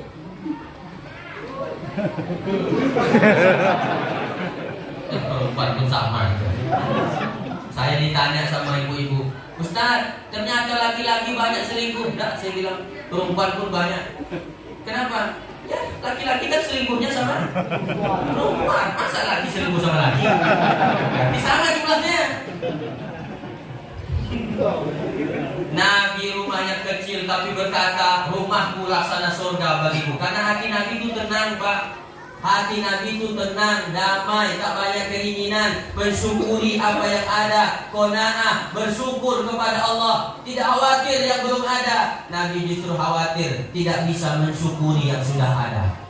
Jadi Bapak Ibu kalau mau tenang bermakna hidupnya, jangan khawatir dengan rezeki yang belum ada, tapi khawatirlah belum bisa mensyukuri rezeki yang sudah ada. Banyak-banyak bersyukur. Syukuri apa yang ada. Hidup adalah tetap jalani hidup ini, melakukan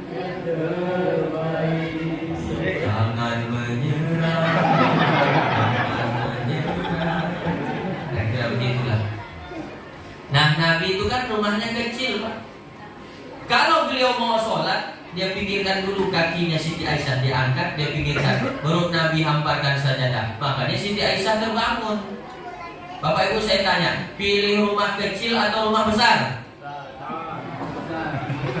Tapi Nabi rumahnya kecil. Bapak Ibu mau rumah besar atau kecil? Masih mau yang besar? Salah pertanyaannya.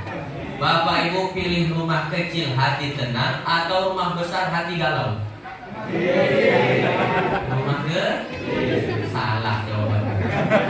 Yang betul rumah besar hati tenang. Itu dia, Pak. Tapi tak ada pilihan itu. Terserah pula. Kata Siti Aisyah, setelah Nabi selesai sholat tahajud, kan bongkak kakinya dilihat merah oleh Siti Aisyah.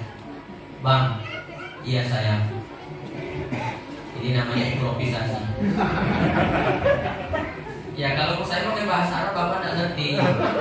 Bang, iya sayang, abang kan udah dijamin masuk surga. Abang kan sudah dijamin dosanya diampuni. Betul. Ya kalau sholat jangan gitu-gitu amat sih.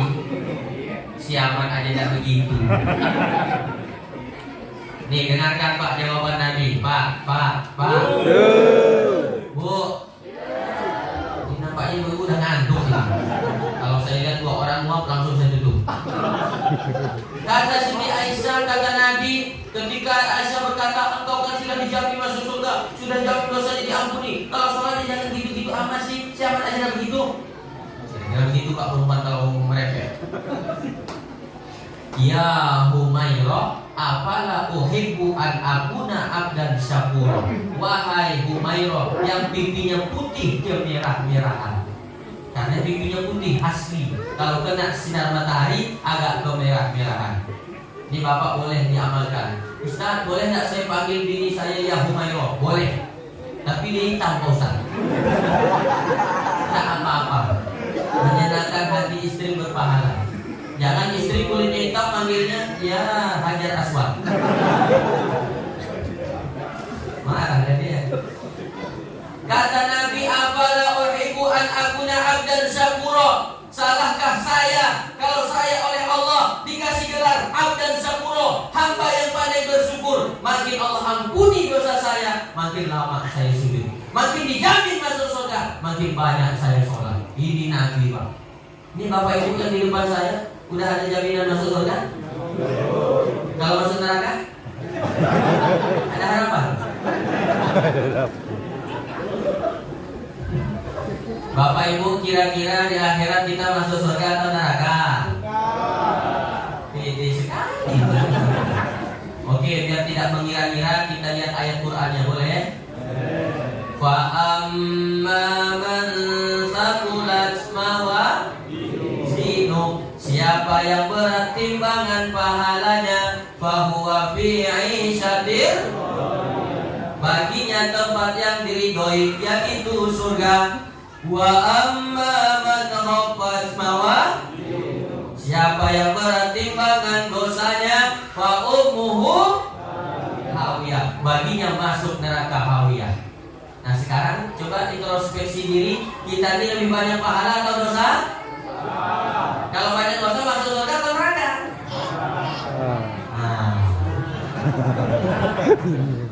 Jadi kita masuk neraka nih. Masih masuk surga ya. Padahal kata Allah dosanya banyak, kemana maksudnya? Ke neraka. Ibu bapak yang dirahmati oleh Allah, kalaulah surga hanya Allah siapkan untuk orang yang tidak punya dosa, pasti sepi surga itu. Betul? Kalau surga Allah siapkan hanya untuk orang yang tidak punya dosa, pasti surga itu isinya hanya Nabi dan Rasul. Kita tidak masuk karena banyak dosa kita ini. Sholat yang cuma 5 menit cepat-cepat mau selesai. Giliran main HP berjam-jam betah. Ngaku aja udah ngaku. Betul?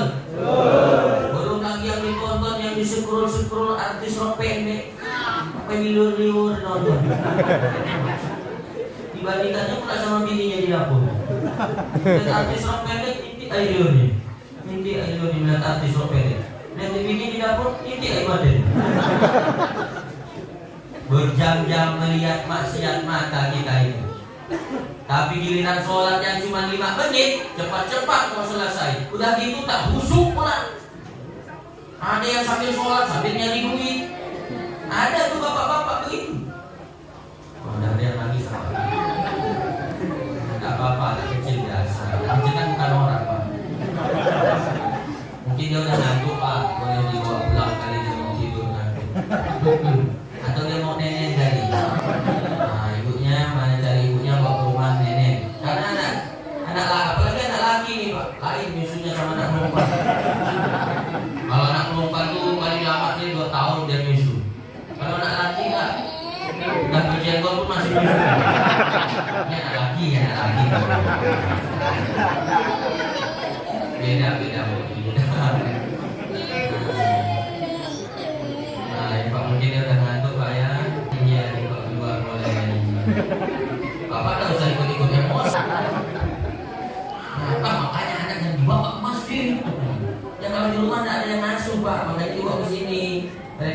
juga mau mendapatkan keberkahan dari acara ini. Amin.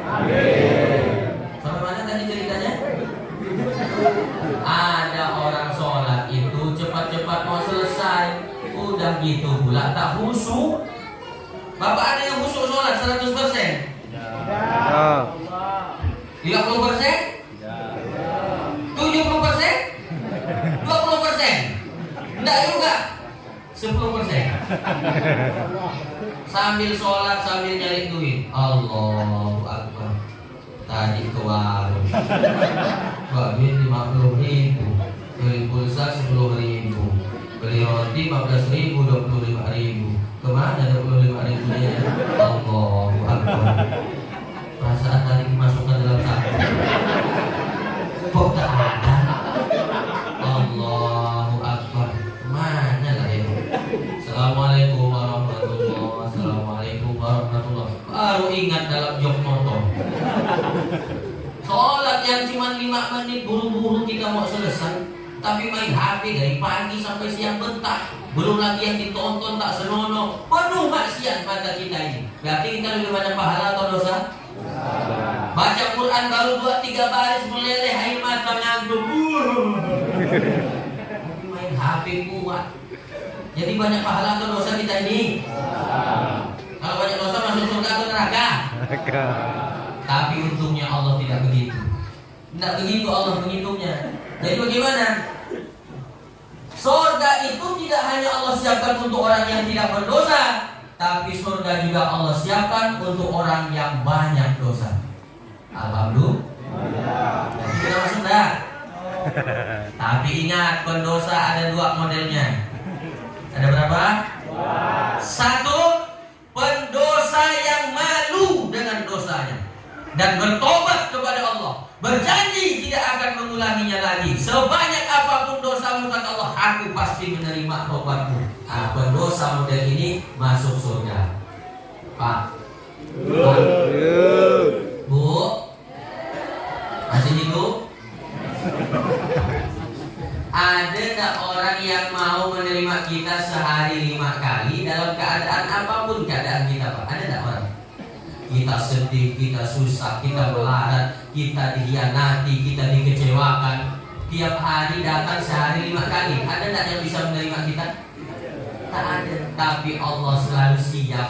Allah siap menerima kita apapun keadaan kita. Kau sedih, kau marah, kau kecewa, kau dikhianati, berlumuran dosamu di masa lalu, kata Allah, sini, datang saja. Aku pasti menerima kalian. Sayang Allah sama kita, Pak. Pak, Allah sayang sama kita. Allah sayang sama kita. Amin. Amin. Kadang-kadang Allah saking sayangnya kepada kita, Pak. Saking sayangnya Allah kepada kita, Allah dekatkan masjid dengan rumah kita. Pembangunan masjid, tiba-tiba dekat dengan rumah kita masjidnya. Itu bukti Allah sayang dengan kita. Tapi kalau udah masjidnya didekatkan ke rumah kita, masih juga tak mau ke masjid, pakai cara apa lagi Allah harus memberi hidayah kita? Makanya Pak, selagi Allah berikan kesempatan kita badan sehat, tenaga kuat, masih ada nafas, otak masih normal, gunakan itu untuk beribadah. Jangan Bapak pikir ibadah itu cuma sholat. Iya betul, tapi kan kami mencari nafkah, itu juga ibadah. Tapi ibadah yang utama adalah sholat. Bekerja hanya selingan sambil menunggu waktu sholat. Itu intinya. Wa ma khalaqtul jinna wal insa illa liya'budun. Tidaklah kuciptakan jin dan manusia kecuali hanya untuk beribadah kepadaku. Begitu kata Allah. Nah, pendosa yang kedua. Kalau tadi pendosa yang malu dengan dosanya, bertobat kepada Allah, berjanji tidak mengulangi, dan dia meningkatkan ibadah kepada Allah, dia nanti masuk surga. Pendosa yang kedua, pendosa yang bangga dengan dosanya dan sombong walaupun udah berbuat dosa. Kalau kita nasihati, Pak, udah hampir 20 tahun kita di PT FSL ini, tapi sekalipun belum pernah kami lihat Bapak berjamaah di masjid. Coba ke masjid, Pak, maghrib ke apa ke mohon maaf ya Pak Imam, kubur kita masing-masing. Pernah nggak dengar orang ngomong begitu? Mana orangnya? Pasti tak datang. Kan dia tak pernah ke masjid. Ini di masjid soalnya acaranya. Kalau kita ingatkan sudah, jangan mengganggu anak orang, jangan mengganggu janda. Kata dia, itu urusanku. Mau masuk surga, mau ke neraka, jangan urus urusanku. Urus hidup kita masing-masing, nanti kubur kita masing-masing. Sudahlah berbuat dosa, sombong dan bangga walaupun sudah berbuat dosa. Pendosa model ini masuk neraka kalau dia tidak bertobat. Paham? Bapak pilih yang mana? Yang pertama atau kedua? Yang pertama, kita mohon ampun kepada Allah. Sebanyak apapun dosa dan kesalahan kita, Allah akan mengampuni dosa-dosa kita. Mari istighfar dulu sama-sama. Bisa? Astaghfirullah Rabban Astaghfirullah minal khataya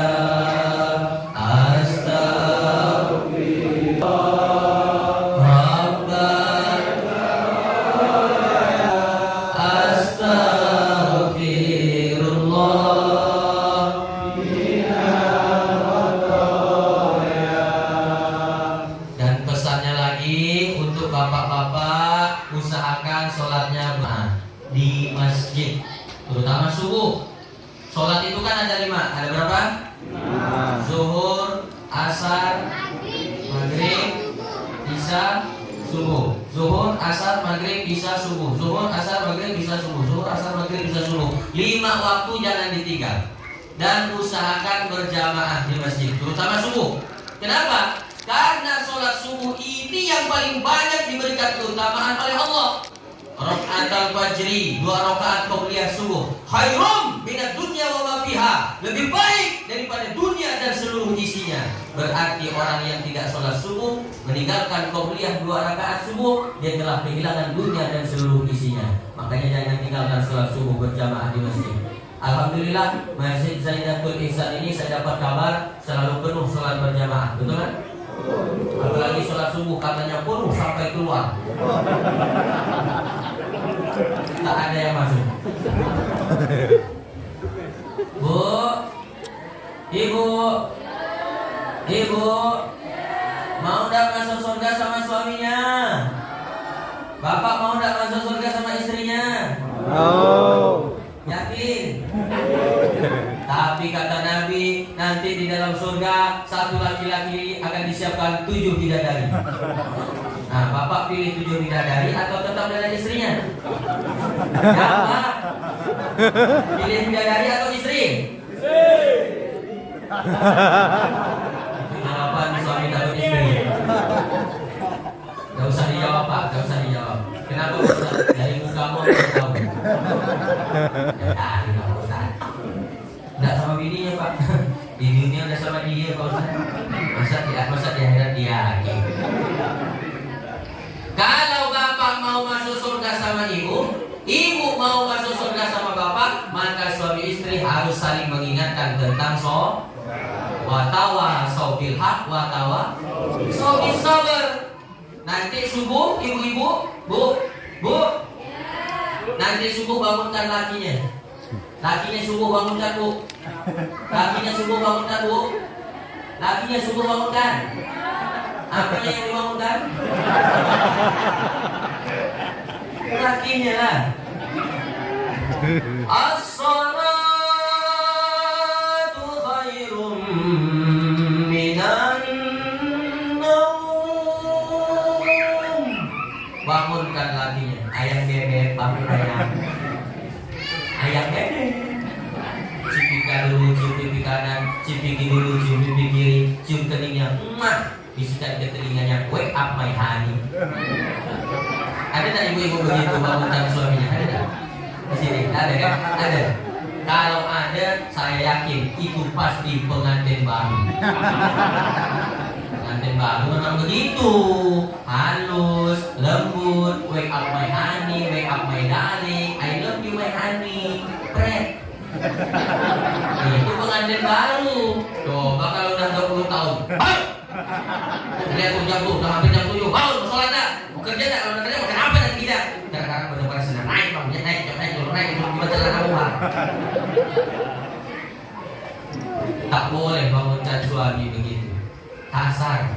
Tak ada suami yang suka sama istri yang kasar begitu, Pak. Bu,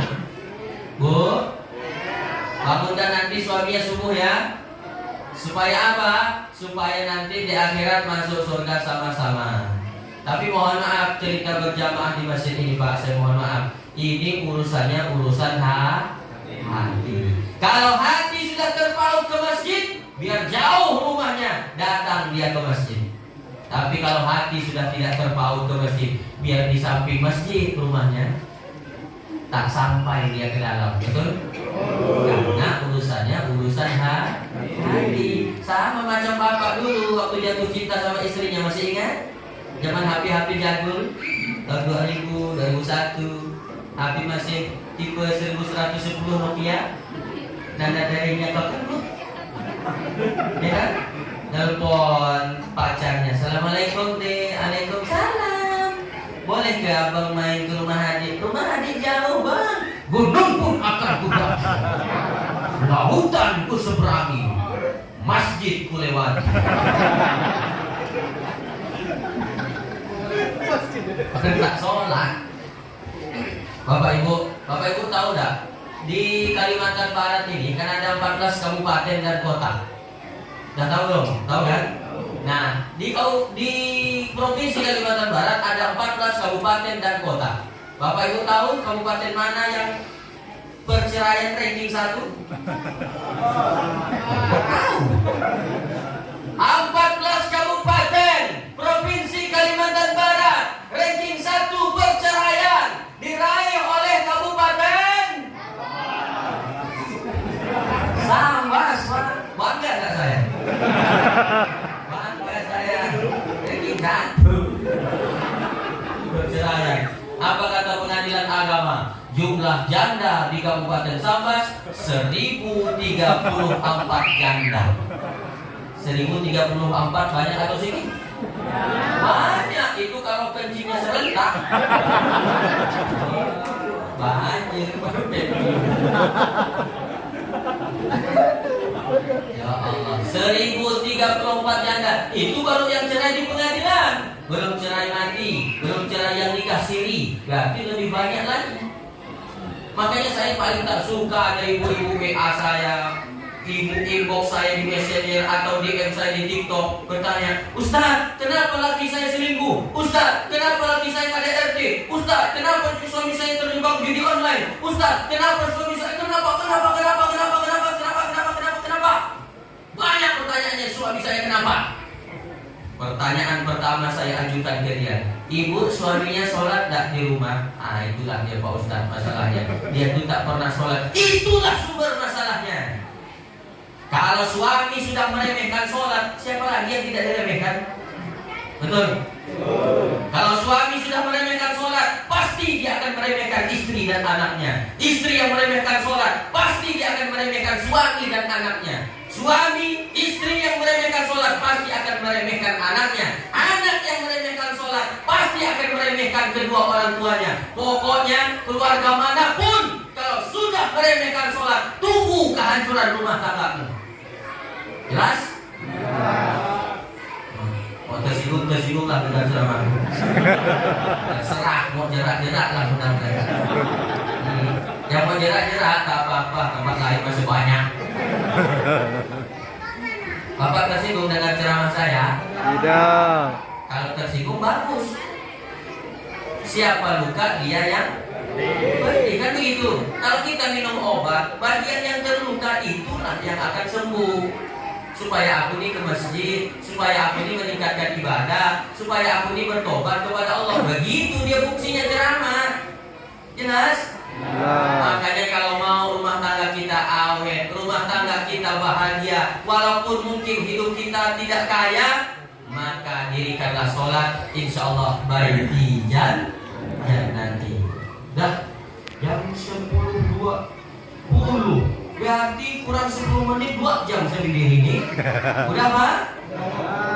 Nah enggak kata dia. Ini bapak nih SAG, si anak gigi.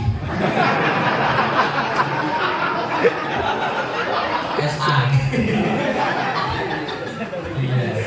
itu orang sama masih muda dia. Pengurang. Pak, Bapak, Ibu, bisa jaga sholat 5 waktu? Insya Bapak-bapaknya bisa berjamaah di masjid? Insya Allah. Nanti saya lihat subuh ya. Bertambah, nah saya kan nginap di sini. Nah, nanti saya lihat subuh, saya insya Allah berjamaah subuh di sini. Nah, ya Pak Ustaz, nanti kami sholat subuh, tapi malam besok kami tak sholat. Jangan karena Ustaz Hatoli, tapi lillahi karena Allah Subhanahu wa taala. Bapak Ibu, kalau hampir 2 jam saya ceramah, ada omongan saya menyinggung perasaan Bapak Ibu, tidak berkenan di hati atau tidak sopan, saya Ustaz Hatoli dari Kabupaten Sabas, mohon dibukakan pintu maaf yang sebesar-besarnya. Maukah Bapak Ibu semua memaafkan saya? Mau. Nah, selesai. Hidup kesepian tanpa kekasih, cukup sekian. Terima kasih. Terima kasih Pak Fathul Arifin, terima kasih Pak Abdul Ghani, terima kasih Pak Nurul Hartono, terima kasih para ustadz, tokoh agama, tokoh masyarakat, tokoh 35. Tokoh bangga ya. Terima kasih ibu-ibu semuanya sudah hadir, mudah-mudahan pulang